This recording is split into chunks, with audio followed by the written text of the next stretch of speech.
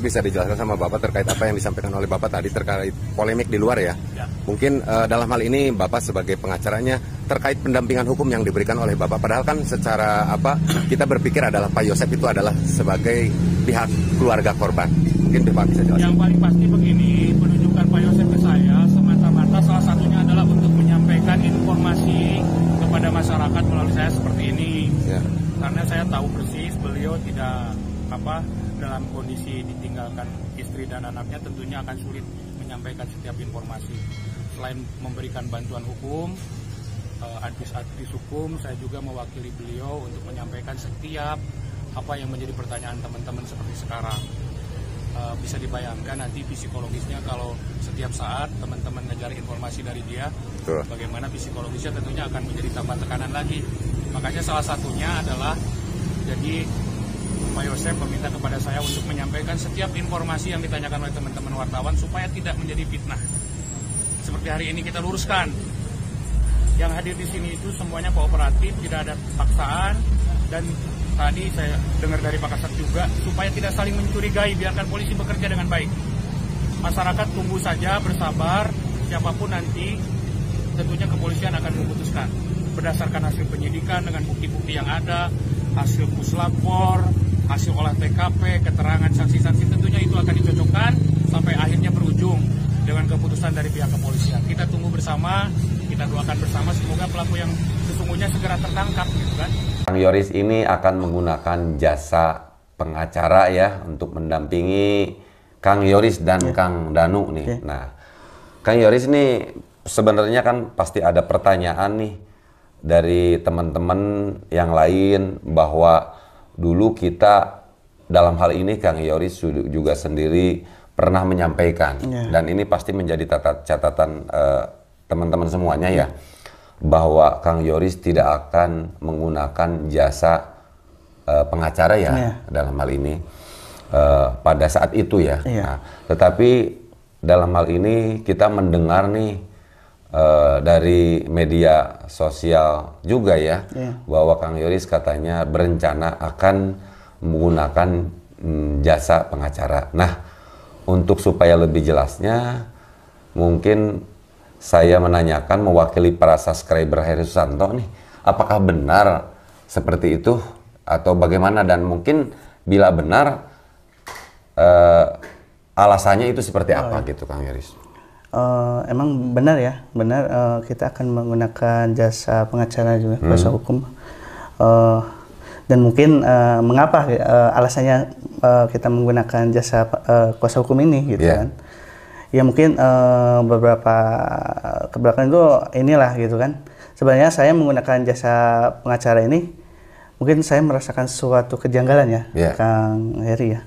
Terus kemudian mungkin saya lebih menitik beratkan kepada bahwa ya ini bukan adalah hak dari setiap warga negara. Betul ya. Mendapatkan pendampingan hukum lah ya. Mendapatkan pendampingan hukum lah ya. Halo, assalamualaikum warahmatullahi wabarakatuh. Jumpa lagi dengan saya Freddy Sudaryanto di channel Freddy Sudaryanto. Pagi ini saya akan coba membahas masalah pendampingan hukum atau PH. Kita ketahui bahwa ada dua PH di kasus Subang ini, yaitu dari PH-nya Pak Yosep dan PH-nya Yoris dan Danu awalnya ya. Kemudian sekarang terakhir menjadi PH-nya Danu. Tentu kalau kita lihat masalah PH, pendampingan hukum, itu adalah hak daripada warga negara. Tetapi yang kita sering lihat ya, seringnya nih, kebanyakan bahwa pendampingan hukum itu akan dilaksanakan pada saat yang bersangkutan atau saksi itu sudah jadi tersangka. Nah, tapi tidak masalah juga dengan sebelum jadi tersangka dengan pendampingan hukum. Cuman memang seringnya bahwa pendampingan hukum itu diambil setelah yang bersangkutan menjadi terdakwa, menjadi tersangka, maksudnya menjadi tersangka. Nah, awal kita tahu bahwa pendampingan hukum pertama adalah yaitu Pak Yosep. Ya, nah Pak Yosep itu ada pendampingan hukum dan di media dikatakan bahwa yang memberikan pendampingan hukum adalah saudara dari Pak Yosep, yaitu Bapak Mulyana. Setelah di cross check dan ditanya kenapa Pak Mulyana memberikan pendampingan hukum kepada Pak Yosep, kita tahu di salah satu channel YouTube ya Misteri Bahasa Suci bahwa Pak Mulyana mengatakan adalah untuk mengepres. Katanya beliau kalau memang salah ya katakan salah, kalau memang benar ya katakan benar. Jadi ada semacam kecurigaan awal dari Pak Mulyana terhadap Pak Yosep. Itu kan yang diwawancara dengan Mbak Suci ya di MBS ya. Dan pengen mengetahui kalau memang benar ya benar, kalau katakan salah ya salah. Itu yang disampaikan oleh Pak Mulyana. Awalnya seperti itu pendampingan hukum daripada Pak Yosep. Kemudian yang kedua ada pendampingan hukum Yoris, karena memang awalnya bukan untuk Danu tapi untuk Yoris, tapi bersamaan dengan Danu. Kalau kita lihat ya bahwa pendampingan Danu juga, pendampingan Yoris juga itu atas dasar salah seorang inisiatif daripada salah seorang YouTuber ya Kang Heri Susanto yang mencoba memberikan pendampingan hukum untuk Kang Yoris. Walaupun informasi yang disampaikan bahwa Kang Yoris lah yang meminta. Seperti itu. Katanya konon ada hal yang janggal. Itu kata Yoris. Ada hal yang janggal. Nah, justru sekarang kalau kita lihat ya pendampingan hukum ini yang ada di kedua saksi yaitu Pak Yosep dan Yoris juga Danu juga. Padahal kedua atau ketiga saksi ini belum jadi tersangka. Sebenarnya karena itu pendampingan hukum, kalau tadi kata Pak Mulyana bahwa untuk mengepres kalau memang salah ya salah, kalau memang benar ya benar. Juga dengan Yoris juga karena ada hal yang janggal, kita tidak mengetahui apa isi daripada kejanggalan yang disampaikan oleh Yoris seperti itu. Artinya bahwa keduanya adalah ada semacam hal yang akan dikorek seperti itu. Ya, kalau memang niatnya memang dari pihak ini untuk mengkorek sesuatu hal daripada kliennya, ya, apakah itu memang bertujuan untuk mencari kasus ini supaya terang benderang dan cepat terbuka? Nah, itulah yang kita harapkan. Bahwa pendampingan hukum adalah bertujuan untuk agar sekiranya bisa mengorek, kemudian mencari info, sehingga bisa terkuaknya kasus Subang ini.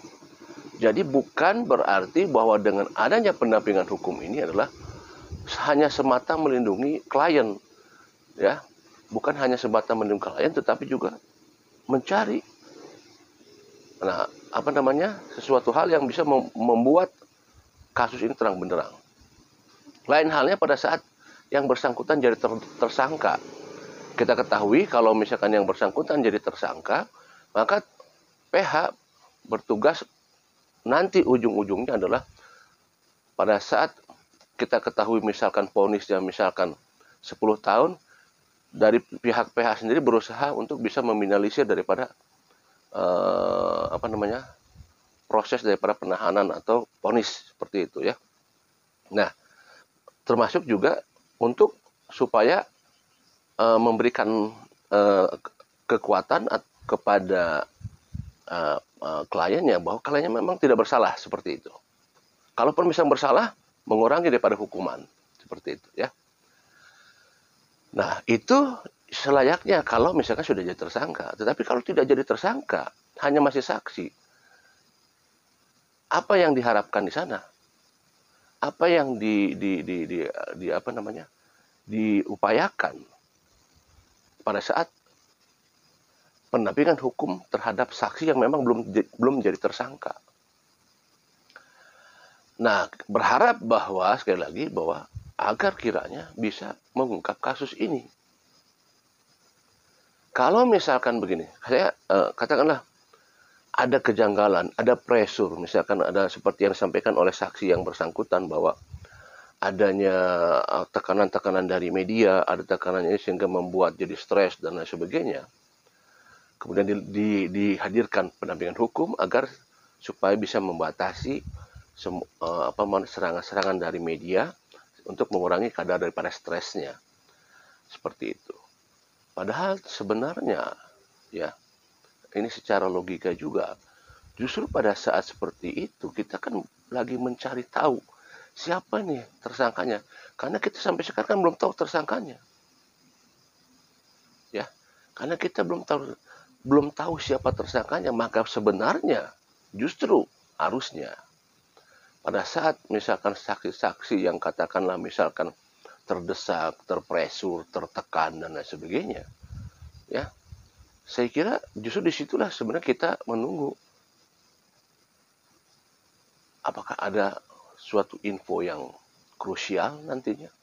Karena pada saat orang tertekan, pada saat orang terdepresi, maka biasanya suka muncul hal-hal yang tadinya ditutup-tutupi bisa terbuka pada saat dia terpresur, tertekan.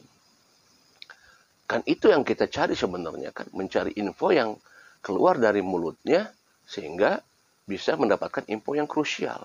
Sebenarnya kan seperti itu. Apakah dengan pendampingan hukum ini akan membuka, mengkorek dan lain sebagainya?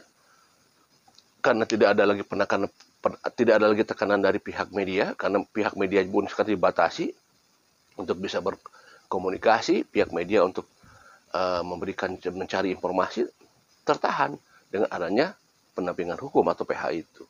Karena semua pertanyaan akan dijawab oleh PH yang bersangkutan. Sehingga untuk mencari informasi secara penekanan akan susah karena ada dibatasi.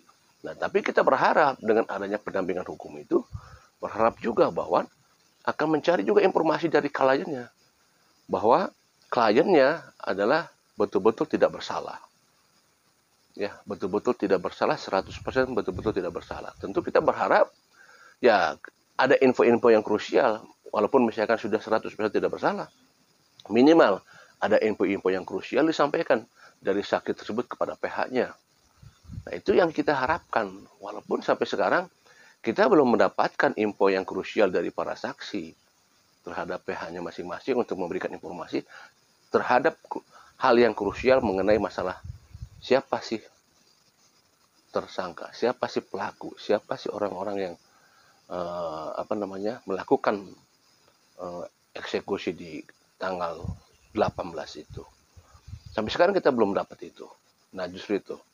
Jadi sekali lagi bahwa kita berharap bahwa dengan pendampingan hukum ini adalah bisa mengungkap, bisa mencari informasi dari kliennya untuk mendapatkan info-info yang krusial.